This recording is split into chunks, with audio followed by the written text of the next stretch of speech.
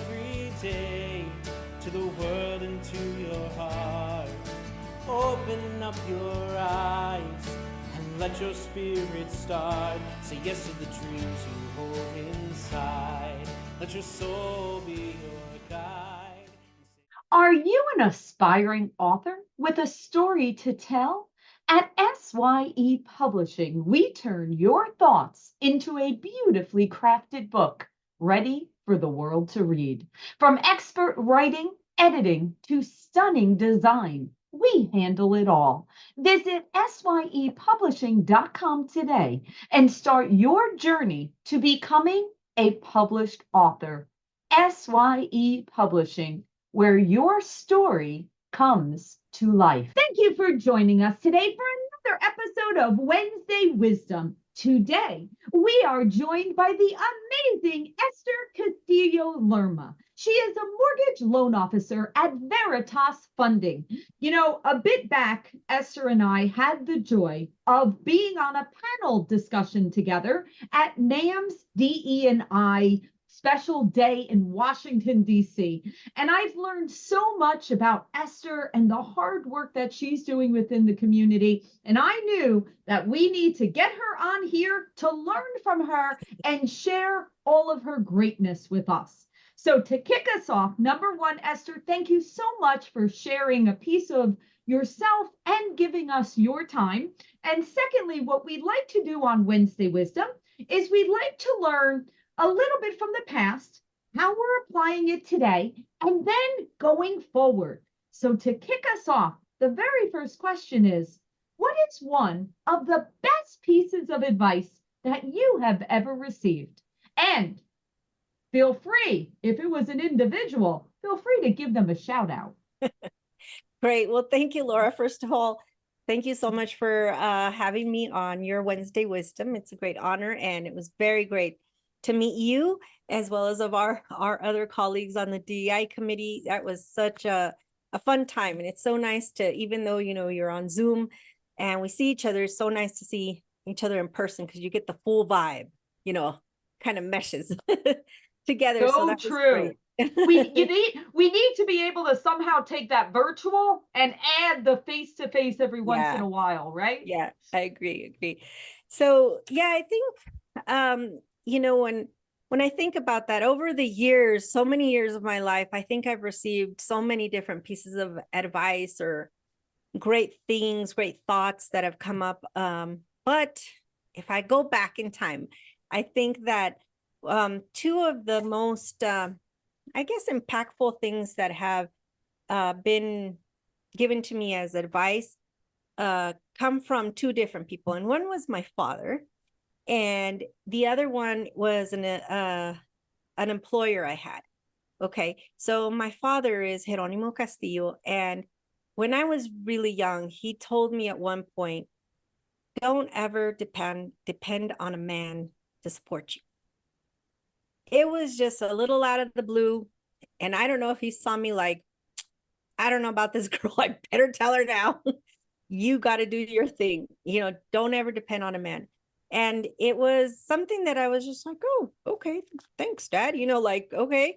And I think over time, over the years, I did see that where he was coming from it, because that way I could do whatever I wanted without having to depend on somebody saying, can I?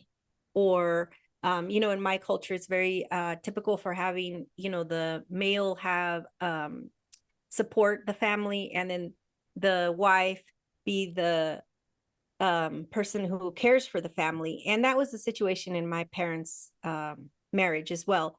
But I think that for me, it was not the road at all. So I appreciate that piece of advice from my father. The other one was an employer I had, and his name is Rodrigo Gloria.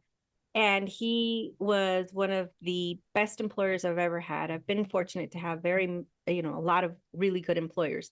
But he had told me at some point as well, over the years, I worked with him for probably 8 years. And he told me to not ever settle, you know, to always keep looking, always keep pushing, always keep growing, always keep wanting more. and then going after it. So ultimately I left the law office because he was a lawyer, and I went into sales, and that's where I found, I think my true calling. But that was those two pieces of advice I received when I was young. Wow. I love that. And first question I need to ask is, how old were you when your father said that? I want to say I was probably in my late teens. I want to Okay. say 18, 19. I think I was, yeah, around that age. It was in my late teens. I was already Wow. out of the house. So I remember that. So it was in my late Wow. teens. I love that. And when you really think about that, and it's interesting, my family, there were three girls and a boy, and my mother told all the girls, you always have to be able to earn your own income to take care of your family, right? So if you're going to be mom, you have to, because God forbid things happen, you don't know. So you always have to be able to support yourself and your kids on your own, right? Yes. So, but in that case, I totally understood that, right? In your situation, in your culture, what you're saying is that wasn't normal in that Right. particular culture. So I'm fascinated by that advice because even in your own family dynamic, that wasn't the case. So Right. where do you think that came from? I think that my father, my first tattoo, it took me 2 years to actually show my father that I had a tattoo. And I was like, oh my gosh, I was scared to death. Like, what is going to happen? And when I did, it wasn't as big of a deal to him. He just told me, Esther, you have to find a man that really loves you for who you are. Oh, That was what his comment I was. And love I was that. like, that's it. I'm not gonna get yelled at. I was just like, that's it. And he's like, that's it.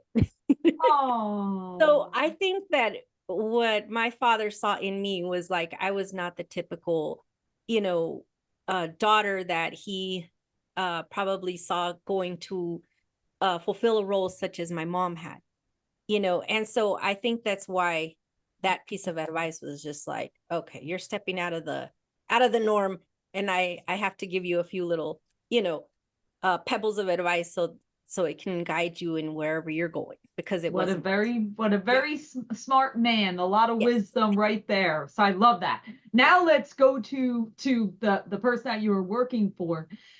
What I hear in that, which is so special, and I want everybody to listen to this because this is so important, because I've experienced this in my life, and the greatest gift you can give to someone is to see them. What happened in that situation, the way I hear that, is that he saw you and he saw something in you. And he didn't want you to ever settle or limit yourself at whatever that is, because he saw there was more. There was Mhm. greatness that needed to be unleashed, right? And continue on that road. And one of the greatest gifts that we could ever give anyone is to see them and to tell them that we see them and to allow them to Right. fulfill whatever that path is. The same as even the tattoo story ties into Right. that. That's you. That's how you express yourself. That's part Right. of your beauty, right? And so when you're being yourself, that's when your greatness is being unleashed. Yes, I agree with that. And I think, for him, it was something, his story, it was that of an immigrant family, and his family used to work in the beets, in agriculture. And so Wow.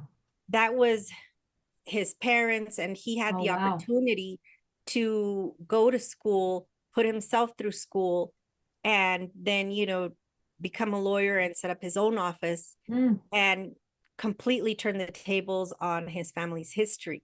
So to wow. me, I think that he wanted to make sure that I, who was his right hand at that time, had that little seed planted as well, that don't settle, do something different, and whatever it is, just go and do it. And once I told him I was gonna leave, then he's like, that's not what I meant. You're like, wait a minute. It was great though, because we're still friends to this day, but it was great. I really appreciated that because he's like, where's this coming from? I'm like, you're my greatest Yeah, you inspiration. planted. Yeah. That seed. I love that. Absolutely. All right. So with that, Esther, okay, so we've gone over this great advice and wisdom that has been shared. And I like the analogy of planting the seeds because those seeds were now planted. So Yes. then how did you take those seeds and apply that into your life? Like, how did you apply that wisdom that was shared with you? Well, I think, to me, I in my business per se, I started looking into something that was different and something that I really liked. So I started in financial services, in sales. And Okay. so I learned, I want to say that I thrived in that environment. And what I did was I kept building on it. So I was like, okay, I think I have this down. Now I got to learn this. Now I'm going to learn this. Now I'm going to learn this. And so I kept expanding my business, and then eventually it brought me to mortgages, and it was the same type of what do you want to call it? What do I want to call it? I think it's the same type of growth pattern where it was like, well, I know this much and now I'm ready to learn this. So Right. for me, I always find myself like, I really like that. I'm going to go learn about it. It may not be something that I dedicate myself 100% to, Sure. but I love to be curious. I love to be learning more about it. If I'm not sure about something, then I just go and involve myself into that area as much as I can to learn. And then once I'm satisfied, then I can step back and say, okay, now I'm ready for something different. Well, So I've always you been. said it right there, Mhm. Esther. What you just said about being curious, that's it, right? Being a lifelong learner and Yes. being curious. Like Mhm. right there, that sums it up. And everyone should be that way. We're never done. We're never finished, right? Exactly. And that's my whole thing is just like I'm not done. I don't know what, when people ask, well, where do you see yourself 5 years from now? I have no idea. I'm not sure. I'm gonna be there. Hopefully. You're gonna know a lot more of I'm gonna lots of know a lot different more. things, And right? yeah, and hopefully, I'll be doing something that fulfills me at that time and that I'm successful at and thriving. And so I will keep on learning. And I always want to surround myself with good people. And by good people, I mean people that are benefiting the rest of the environment, the community, or whatever it is that I'm trying to I don't want to say help, but that I want to grow with. Yeah, Okay. I love So, that. Grow mhm, with. That's yes. exactly right. Exactly. Okay. All right. So we've learned this great advice that you received. We've see how you're applying it and making a difference with the work that you're doing, the work you're doing within your community, the work you're doing in so many different initiatives, right? You're making this valuable growth and support and change and impact, right? Positive impact. Now, what we'd love to leave the audience with is we want to hear advice from you. We want to hear kind of, how does Esther look at the world? We know kind of the seeds that were planted. We Mhm. understand that. But give us some advice that you would like to share with others that works for you, that helps you to continue to fulfill your life. You know, I think that one of the main things, Laura, is that I know this is going to sound a little hippy trippy, but I really do everything I do from a place of love. And that's how it works for me. It always has, and hopefully it will continue to do so. But I really try to make sure that um, it's coming from the right place in my heart. And, if it's not, or if I don't feel 100% in tune with it, then I step aside because, that's not for me. I need to be on a path where I feel that I'm going to give the best 100%, just like we were talking before. I have to give 100% and make sure that it's at 100. I don't want to do 50. I don't want to do 75. I need to do 100. And I think that that's, for my kids, I always tell them, be the best human being that you can be, because everything else really at the end of the day doesn't matter. But if you have lived the full experience of being a human and experience all the emotions and, you know, go through all the processes that you can, then you'll probably be a better human and be able to connect with a lot more people because of the experiences you've had. Not all of them are great, but that's life. Exactly. That's life.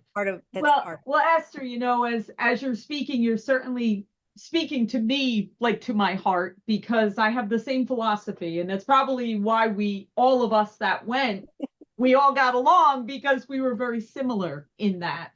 Yes. It sounds so simple, but yet it's not.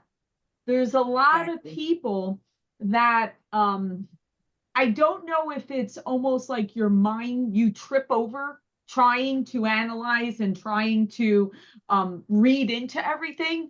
But to what you just said, if you lead with your heart, if you put heart-centric, right? And a little bit of gut instinct, that works too. Absolutely. That works too.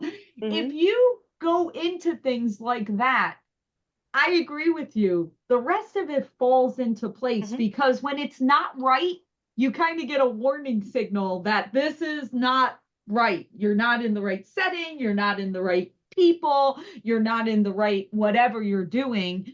But when you are right, boy, does it feel good.